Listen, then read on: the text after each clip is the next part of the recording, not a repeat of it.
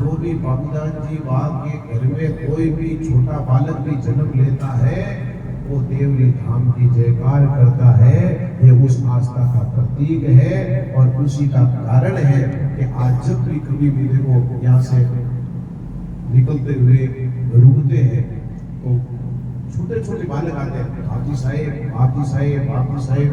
तो मेरे मन में विचार आता है, देखो अगर बलराम जी बाप जी नहीं होता तो आशीष मंडली नहीं मिलती। और गंगीराम जी महाराज जड़ा महापुरुष, बलराम जी महाराज जड़ा महापुरुष अगर आनारी जन्म नहीं बनता तो क्या लोग कभी भी धाम सुन नहीं लाता, भी संतों सुन नहीं लाता तो पता नहीं अपने जीवन रे मायने कहीं हो। तो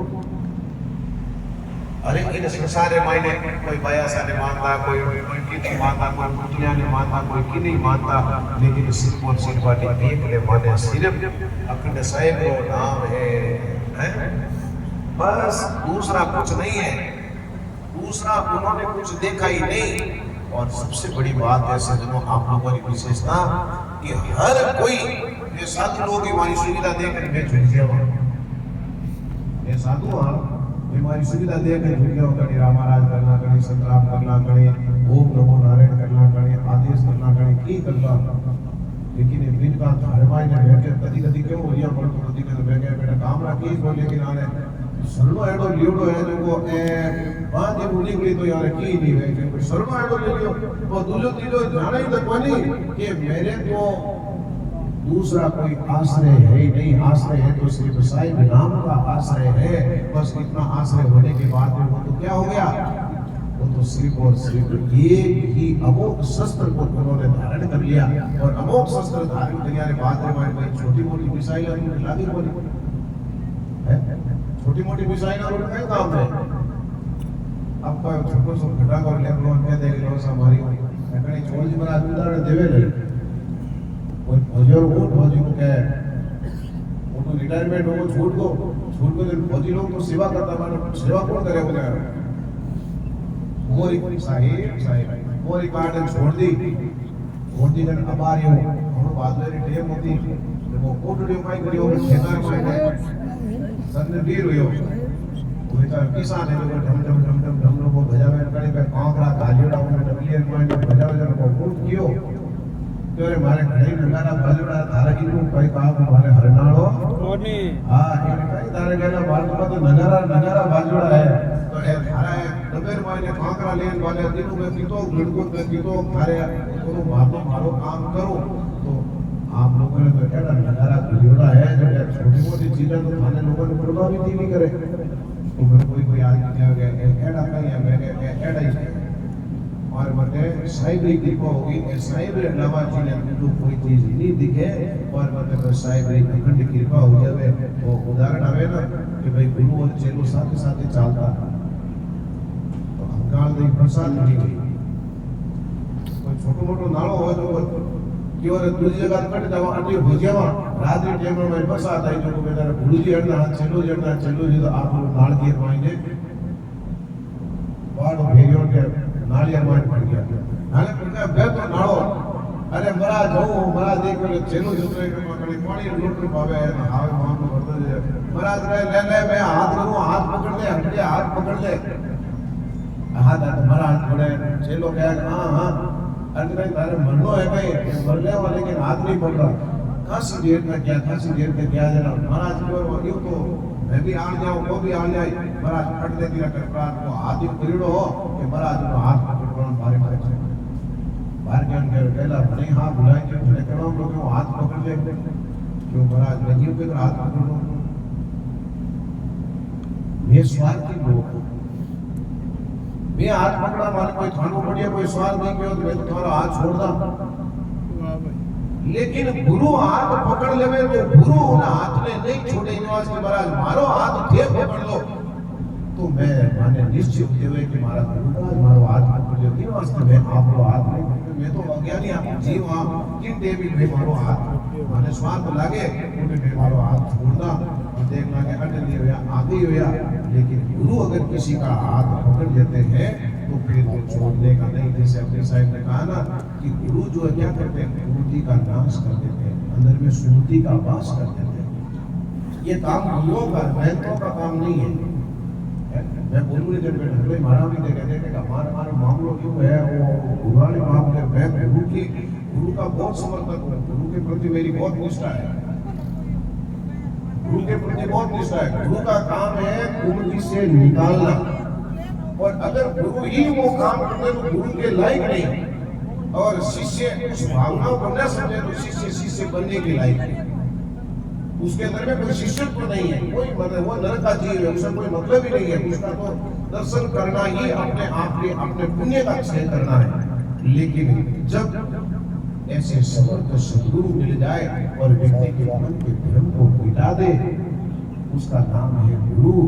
और उस मन की भ्रमणा को मिटाने के लिए उस साधना में लग जाए, उसका नाम है शिष्य। और नहीं तो गुरु बेचारा क्या करे, शिष्य माई चूक है। अगर गुरु के अंदर में कोई कमी नहीं है, शिष्य माई ने कमी है, क्या गुरु माई ने दोष है, ये अध्यात्म जगत की बात व्यवहार की नहीं है। व्यवहार में राजीवती जो बड़ा धंधा है, माधवी करा बने बात यहाँ नहीं है। व्यवहार जगत के अंदर में विचार व्यक्ति का अलग हो जाता है, लेकिन अध्यात्म जगत का विचार बिल्कुल ही अलग है। वो नाम लेने वाली विचार ही अलग है। वहां पर व्यक्ति उन्मुक्त अवस्था के अंदर में हो जाता है, उसको मुक्त अवस्था के अंदर में पहुंच जाता है। कभी कभी आप चिंतन करो, विचार करो, जैसे कभी आप सच्चे मन से जैसे आप देवली धाम पर जाते हो, संतों के पास में जाते हो, और आपके कभी कभी ऐसा मानसिक संवेदनाएं हैं, आपको मानसिक दुख है, और ऐसे संत जब आपको मिलते हो, उनके पास में 5 मिनट का वक्त लेकर के बैठते हो, तो आपको लगेगा कि आज मेरे को किसी का सानिध्य हुआ, और फिर वो संत अपनी वाणी के द्वारा आपके मन के शोक को दूर करने की चेष्टा करते हैं। उस समय आपको लगता है कि अगर दुनिया के अंदर में आज कोई व्यक्ति मेरे को मिला है, तो ये व्यक्ति मेरा अगर ये नहीं मिलता तो मेरा जीवन नहीं होता। उस दिन हमारी जो आस्था जुड़ती है, उस दिन हमारा जो आत्मिक संबंध बनता है, वो दुनिया में अभी कोई समय नहीं है कि उस दिन वो संबंध बन जाए। इसलिए सज्जनों, अपने आज इस सत्संग मिलिए, इस सत्संग का भाव कैसा होना, कुमति को हटाने वाला, निर्भय वाला। निर्भय कौन होगा? जो निर्विकार होगा। अपने विकार रहित होने की चेष्टा करो। ये पद और प्रतिष्ठाएं आपकी और हमारी पैदा की हुई है, धन और वैभव आपके और हमारे द्वारा पैदा किया हुआ है, लेकिन ये आत्मा और ये शरीर जो है परमात्मा प्रदत्त है। इससे जो कल्याणकारक संश्रम करना है तो वो इस शरीर के द्वारा कर लीजिए, बाकी तो यही रहने वाला है। हम विचार कर लेंगे कि हम ये कर लेंगे, हम ये कर लेंगे, हम ये कर लेंगे, आज मैं राजी हूँ, मैंने पद मिल जी, मैंने धन मिल जी, लेकिन ये पद और धन भी तो एक दिन छोड़ना पड़ेगा। इससे पहले वाले लोग कहाँ थे? 100 साल पहले वाले लोग कहाँ थे? कबीर साहब के समकालीन लोग थे, वो कहाँ थे? है कहीं वो दिख रहे? लेकिन आज भी वो लोग समाज में जीवित हैं, तो अपनी तपस्या के बदौलत जीवित है। उनके विकार रहित थे, इसलिए वो आज भी जीवित है। अगर उन महापुरुषों के अंदर में विकार होता तो हम उनकी जयकार नहीं करते। वो निर्विकार थे, तो आज उनकी जय बोलते ही घर के अंदर में, शरीर के अंदर में, मन के अंदर में शांति स्थापित हो जाती है। बताओ, विकार और निर्विकार के अंदर में कितना अंतर है। हम कहते हैं कि हम तो गुरु बन गए, हम तो विकार करेंगे क्योंकि हमें पूजो, क्योंकि हम तो तुम्हारे गुरु हैं। और गुरु को तो विकारी हो चाहे निर्विकारी हो, इसको तो पूछना ही पड़ेगा, क्योंकि मैं तुम्हारा बाप हूँ, मैंने तुमको पैदा किया, मैंने तुमको जीवन दिया है?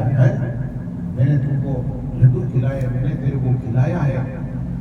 साहब, ये सिर्फ संसार की बातें हैं, ये सिर्फ संसार की बातें हैं। इसलिए आचार्य रजनीश कहते थे कि शिष्य तो लुगड़ा होता ही होता है, लेकिन उससे भी आगे बढ़ करके उन्होंने जो सबसे कटु सत्य कहा कि कभी कभी समय आता है कि गुरु भी लुगड़ा हो जाता है। बताओ, गुरु निगरो की कर जैसे बरसात बरते मायने मौका ही लागे, झोलो लागे मन लागे कभी झोलो लागे देना बरता मायने भी लाग जावे। और थे किसान और धानों का ही चाहता है, बहुत छोटी बरसात हो रही है, एक झोलो लागे, एक दिखाई बड़ी पड़े, लेकिन किसान है उन्हें ठाक पड़ जाए कि आज झोलो लागन, आज तो अपने मामलो हो गयो। और मुझे लोग कहता है कि बरते मायने झोलो लाग जावे, तो चेले तो लुगड़े होते ही है, लेकिन गुरु भी नुगरा हो जाता है, उसका कारण क्या है?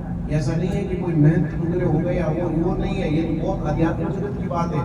वो जब योग भ्रष्ट की स्थिति में आते हैं तो वो स्थिति बन जाती है। इसलिए सजग सबको रहना है। इस दुनिया के अंदर में जो भी आया है, जो भी इस रास्ते पे चल रहा है, उस रास्ते पे चलते चलते कभी ये भी अहंकार में आ जाए कि अब हमने परम पद को प्राप्त कर लिया, अब हमें आगे कुछ करने की जरूरत नहीं है। और जिस दिन ये अहंकार आ गया और दुनिया को कौन समझना शुरू कर दिया, उस दिन गुरु भी निगरा हो जाते हैं और नहीं तो उनके जैसा कोई महान आत्मा होती ही नहीं है। इसलिए आज जिन महापुरुषों की आप और हम सब लोग सत्संग में बैठ करके महापुरुषों की दिव्य वाणी का जो रसोस्वादन कर रहे हैं, उन महापुरुषों के प्रति हमारी आस्था है, उन महापुरुषों के प्रति हमारी एक दृढ़ता है, विश्वास है, ये निरंतर बनाए रखो। हमारे पास में और कोई ताकत नहीं है, और कोई कुछ भी नहीं है। जैसे लोकतंत्र है, लोकतंत्र में एक वोट की ताकत से आप अपना नेता बनाते हो। सिर्फ कितना?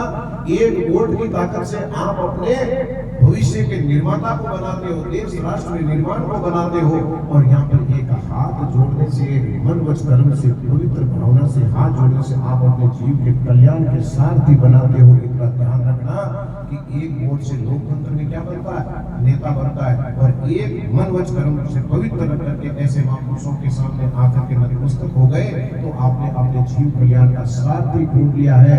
तो फिर देखो कि आपको कहीं पर भी झुकने की आवश्यकता नहीं होगी।